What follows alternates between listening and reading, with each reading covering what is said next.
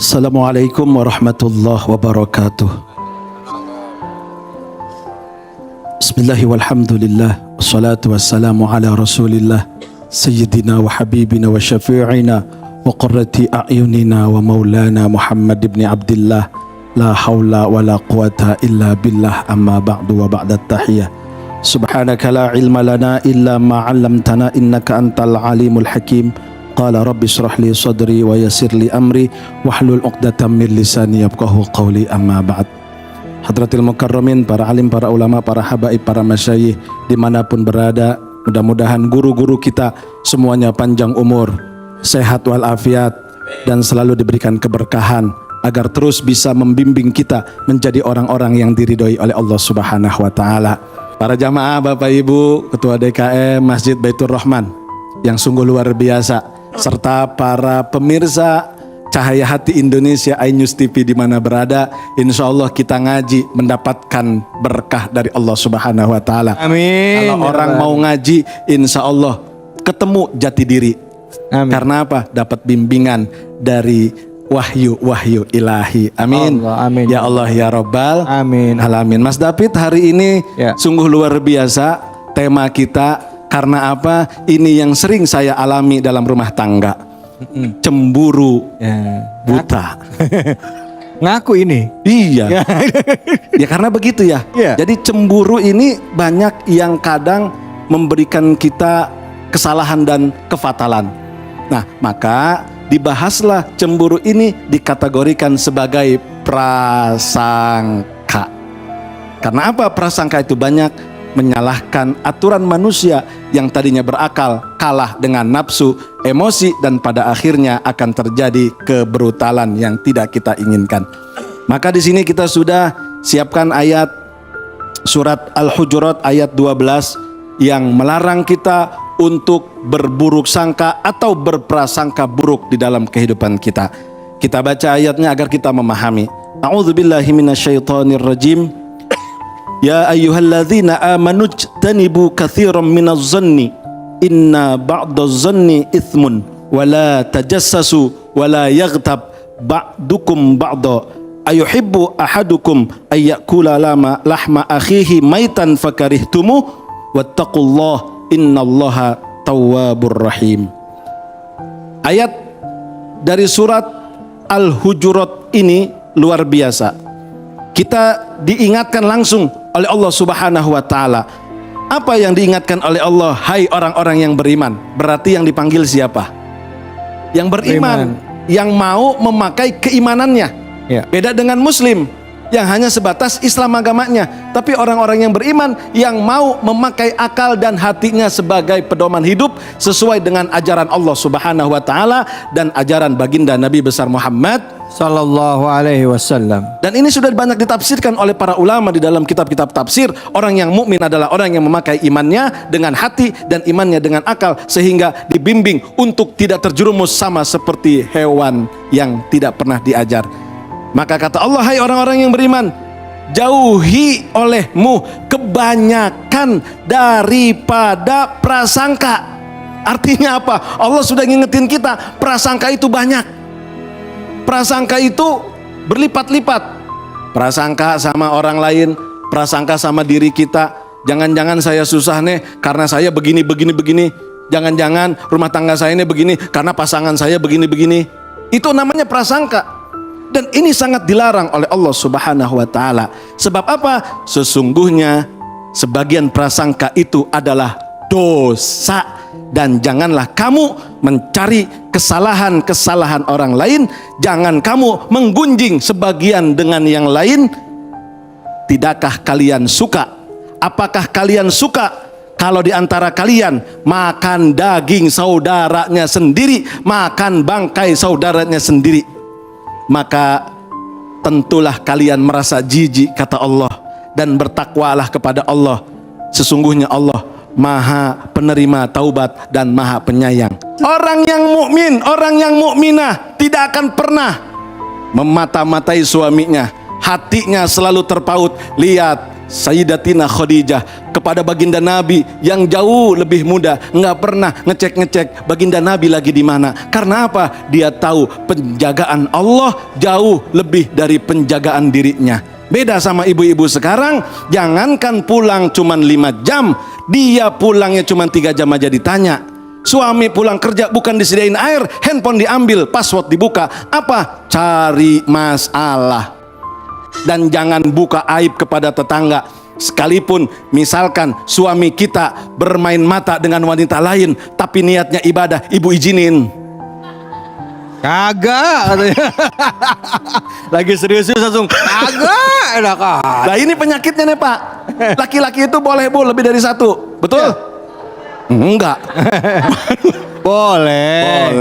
Boleh 2, 3, 4. Tapi yang lebih baik itu oh. Saya kalah sama ibu-ibu. Maka jangan curiga. Jangan kita berpatokan kepada nafsu. Sekalipun mohon maaf, suami ibu ada main mata dengan wanita lain karena dia mau poligami, bolehin. Tetapi kalau ibu nggak bolehin, bilang dengan baik-baik, wahai sayang, kalau kau memilih wanita lain, sekarang aku berikan kepada pilihanku. Apa? Kau pilih aku atau dia? Iya. Begitu Pak, benar nggak? Saya yakin Bapak kalau dibayain, nggak bakalan tuh yang namanya mau milih yang lain. Iya. Aku rumah tangga dengan dirimu. Kau adalah malaikat kecilku. Yes. Begitu jangan. Hei, handphone mana? Ini siapa ini? Laki belum suruh ngopi, ada WA, cuman rekan bisnis, dicurigain. Kira-kira kesel nggak Pak? Kesel Pak? Curhat aja nggak apa-apa Pak. Ada yang langsung ngangguk, ada yang ngelirik istrinya dulu. Dan ini bukan cuma curiga dalam rumah tangga, sama tetangga juga nggak boleh. Bukan cuma rumah tangga, sama tetangga juga nggak boleh. Nah, sodako ke masjid, pengen dipuji. Urusan apa kita sama amal orang lain? Jangan curiga. Oh, jangan-jangan dia begini, jangan-jangan dia begitu. Karena cuma pengen ini, pengen itu. Biarin. Kalau kita melihat kebaikan orang lain, kita berharap bahwa kebaikan itu juga bisa kita lakukan. Cemburu di dalam ibadah itu diperbolehkan. Yang tidak boleh cemburu dengan nikmat orang lain. Orang lain beli mobil baru, dia beli obat sakit kepala. Bener Bu?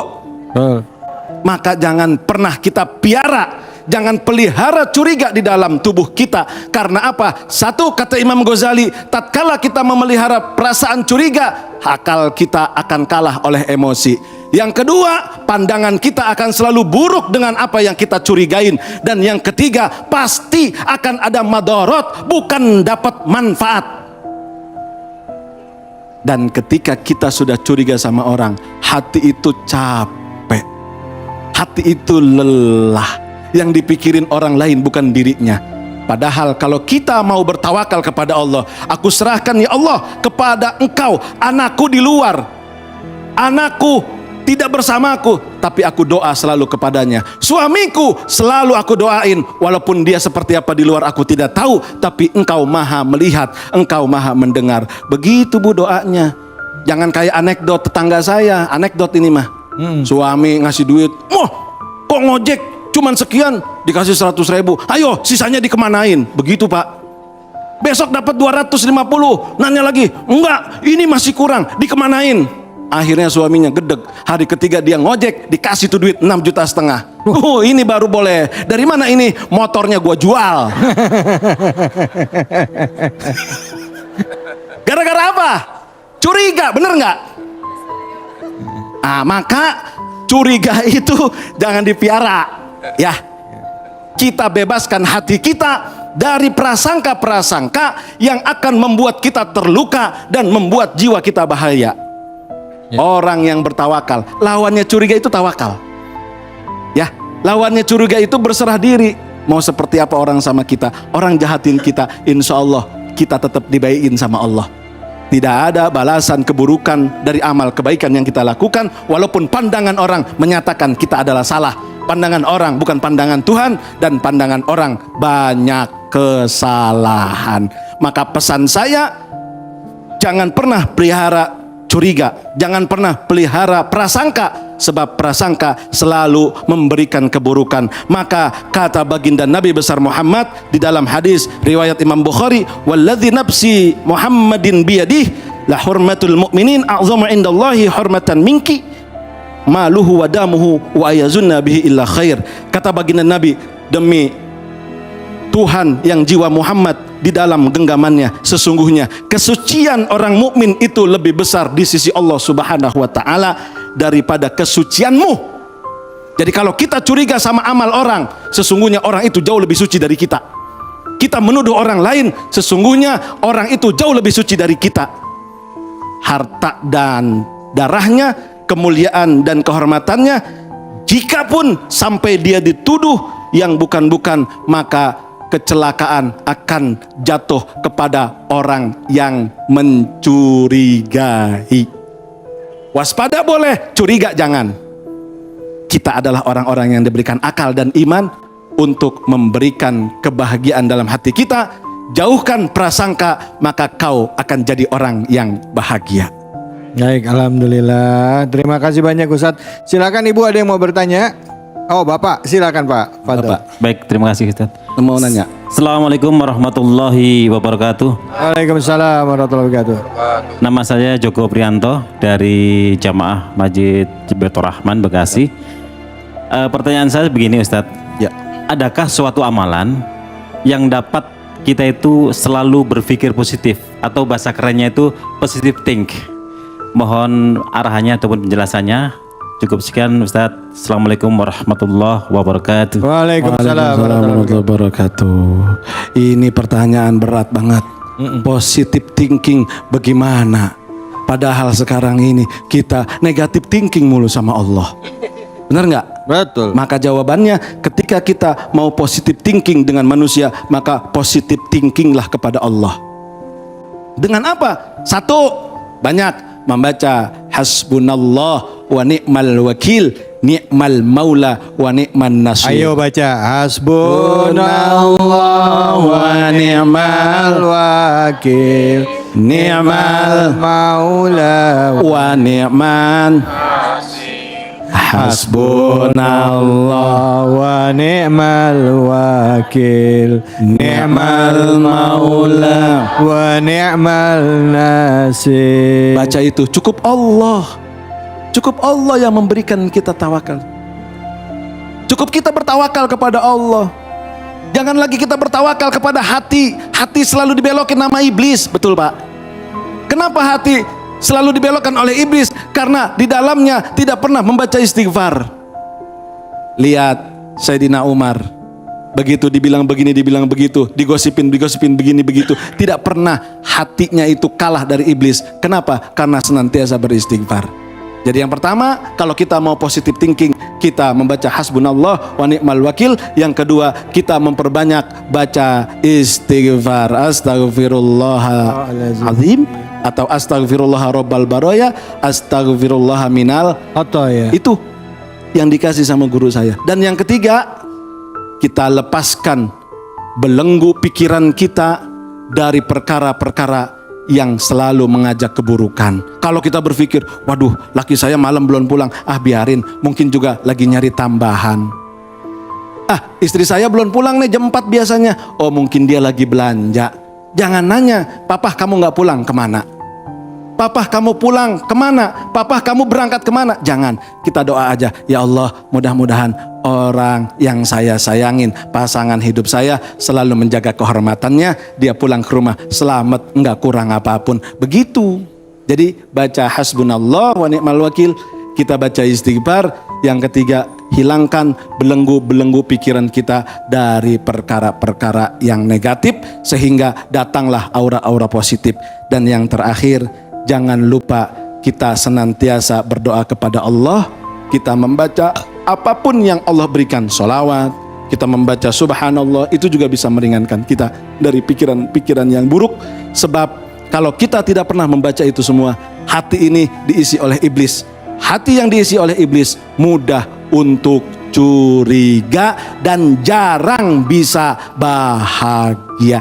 Jadi kuncinya itu baca hasbunallah, baca istighfar, dan juga hilangkan belenggu-belenggu sifat negatif. Iya, baik.